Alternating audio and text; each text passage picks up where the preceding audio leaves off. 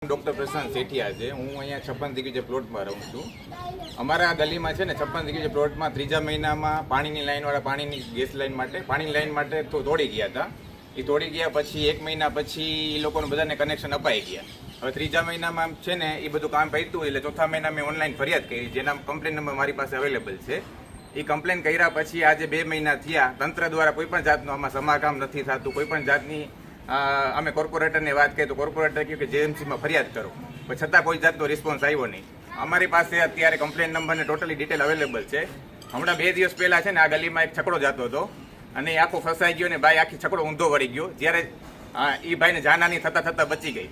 અમને એ વસ્તુ કાઢતા એ લોકોને એ ભાઈને કાઢતા 1.5 કલાક લાગી।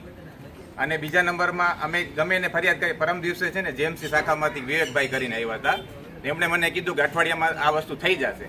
હવે એ લોકોએ ફોન નથી ઉપાડતા। મારી પાસે બધી કોન્ટેક્ટ ડિટેલ છે એમની પાસે, મારા પાસે બધા પ્રૂફ અવેલેબલ છે।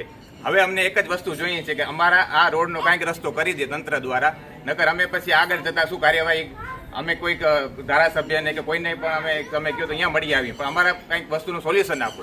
અમે હવે 4 મહિનાથી કંટાળી ગયા છીએ। આજે આ રોડ ઉપર ગમે કદાચ નાના બાળકો જાય કે વૃદ્ધ હોય પડી જાય તો જવાબદારી કોની રહેશે? અત્યારે અઠવાડિયામાં 2 બનાવ થતા રહી ગયા છે કે જેમાં કોઈને જાનહાની નથી થઈ, પરંતુ આગળ જતાં ન થાય એનું શું ભરોસો? આગળ જતાં ચોમાસા પણ તકલીફ પડી શકે। એટલે અમારી એક વિનંતી એટલી છે કે કાંઈ પણ કરીને અમને આ વસ્તુનું સોલ્યુશન આપો। ખાડા ડોઈ શકો છો તમે?